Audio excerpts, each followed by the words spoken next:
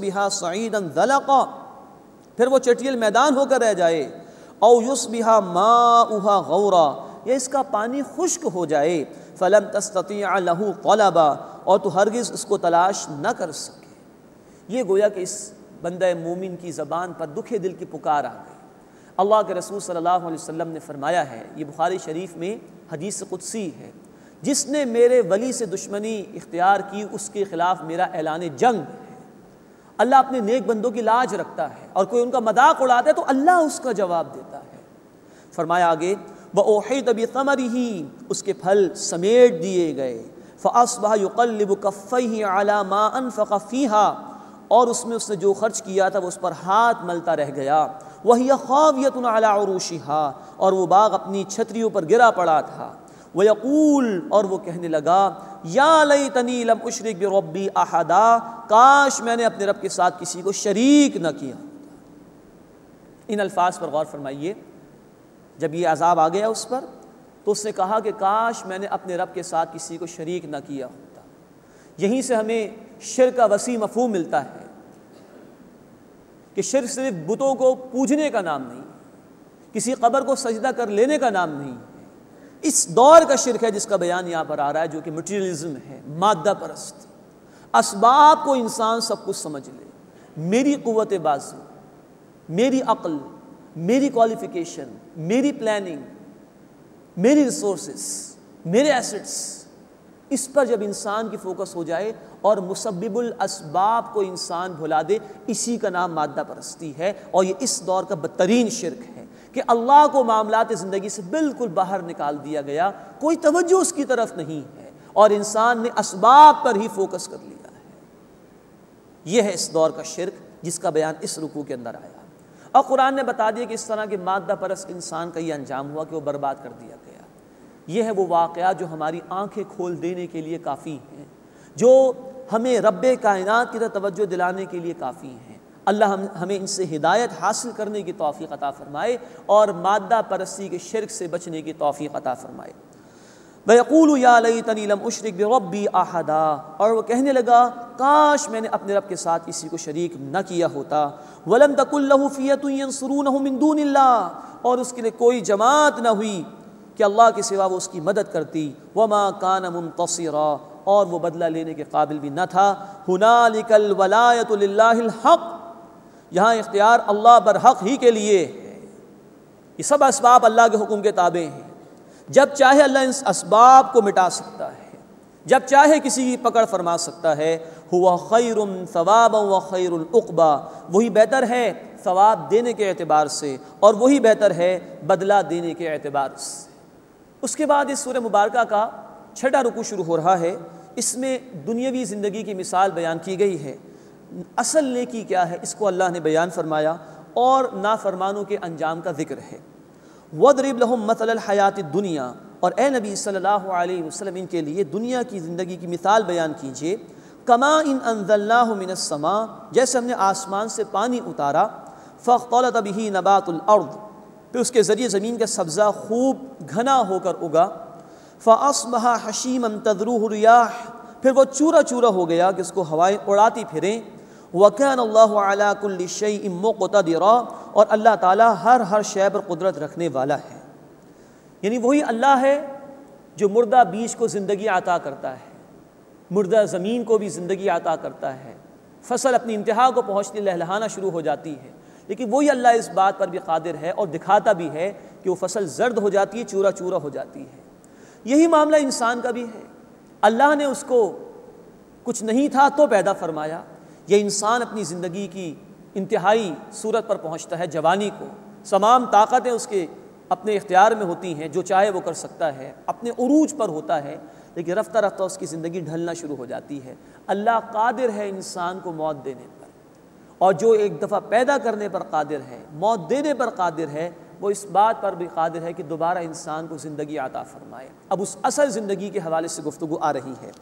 المال والبنون زینت الحیات الدنیا، مال اور بیٹے دنیا کی زندگی کی زینت ہیں۔ اس دنیا کے نظام کو چلانے کے لیے نعمت اللہ نے تمہیں عطا فرمائی، اس پوری دنیا کو تمہارے لیے سجایا گیا ہے۔ سورۃ الجاثیہ آیت نمبر 13 میں کہا گیا وَسَخَّرَ لَكُم مَّا فِي السَّمَاوَاتِ وَمَا فِي الْأَرْضِ جَمِيعًا مِّنْ، آسمان و زمین میں جو کچھ بھی ہے اللہ نے تمہارے لیے مسخر کر دیا ہے، اور انہی محبتوں میں، انہی ذرائع میں اہم ترین مال اور اولاد ہیں۔ لیکن فرمایا یہ دنیا کی زندگی کا نظام چلانے کے لیے یہ ضرورت ہے، ان کو مقصد نہ سمجھنا۔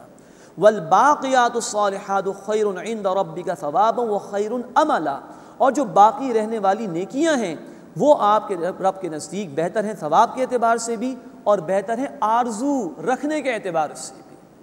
یعنی محض مال کا جمع ہو جانا اس سے کامیابی نہیں ملے گی، محض اولاد کے مستقبل کو تابناک بنا لینا اس سے کامیابی نہیں ملے گی، بلکہ حقیقت یہ ہے کہ جس نے نیک اعمال کیے ہیں تو یہ نیکیاں ہیں کہ جس کے ذریعے توقع کی جا سکتی ہے آخرت کے اجر و ثواب کی۔ ہاں یہی مال ہے اللہ کے راستے میں بندہ خرچ کرے، اللہ بڑھا چڑھا کر اس کو عطا فرمائے گا۔ ہم سورۃ البقرہ رکوع نمبر 36 اور 37 میں تفصیل پڑھ چکے ہیں، اللہ بڑھا چڑھا کر عطا فرماتا ہے۔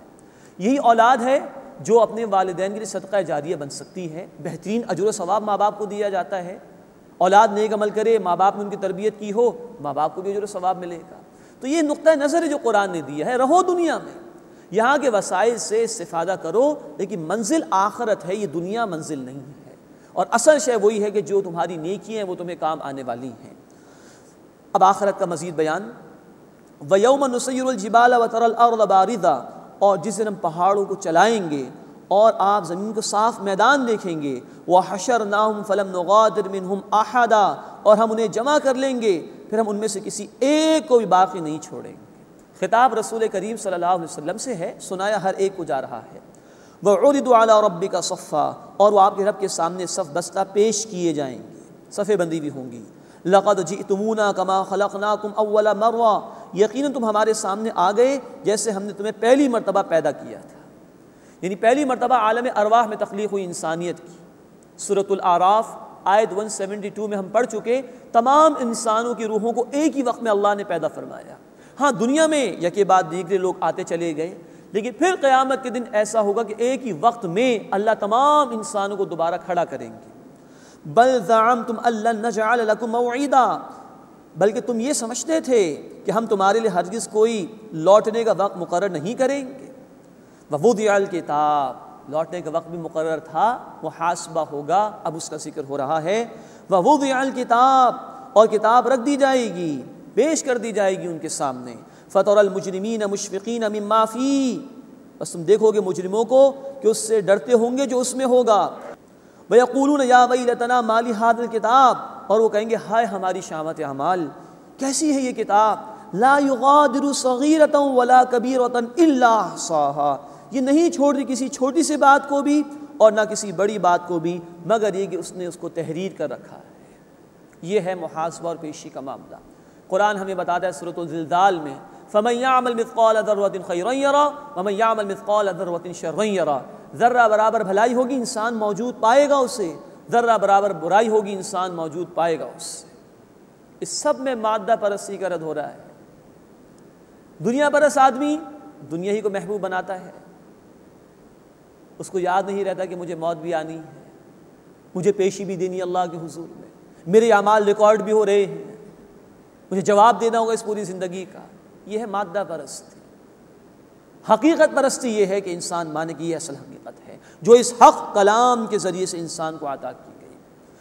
وَيَقُولُونَ، وہ کہیں گے یا ویلتنا، ہائے ہماری شامت اعمال، ما لہذا الکتاب، یہ کیسی تحریر ہے، لا یغادر صغیرۃ ولا کبیرۃ الا احصاها، یہ نہیں چھوڑتی چھوٹی سے چھوٹی بات اور نہ ہی کوئی بڑی بات مگر یہ کہ اس نے اسے شمار کر رکھا ہے۔ وَوَجَدُوا مَا عَمِلُوا حَاضِرًا، اور جو کچھ انہوں نے اعمال کیے ہوں گے وہ موجود پائیں گے اپنے سامنے۔ وَلَا يَظْلِمُ رَبُّكَ أَحَدًا، اور تمہارا رب کسی ایک پر بھی ظلم فرمانے والا نہیں ہے۔ اس کے بعد اس سورہ مبارکہ کا 7واں رکوع شروع ہو رہا ہے۔ آدم علیہ السلام کا واقعہ بیان ہو رہا ہے۔ ترتیب کے اعتبار سے قرآن حکیم میں 5ویں مرتبہ یہ واقعہ آ رہا ہے۔ وَإِذْ قُلْنَا لِلْمَلَائِكَةِ اسْجُدُوا لِآدَمَ، اور یاد کرو جو ہم نے فرشتوں سے کہا کہ تم سجدہ کرو آدم کو علیہ الصلاۃ والسلام۔ فَسَجَدُوا إِلَّا إِبْلِيسَ، بس سب نے سجدہ کیا سوائے ابلیس کے۔ كَانَ مِنَ الْجِنِّ، وہ جنات میں سے تھا۔ فَفَسَقَ عَنْ أَمْرِ رَبِّهِ، اس نے اپنے رب کے حکم کی نافرمانی کی۔ یہ مقام ہے جہاں قرآن نے بتا دیا کہ یہ ابلیس جنات میں سے تھا، یہ فرشتوں میں سے نہیں۔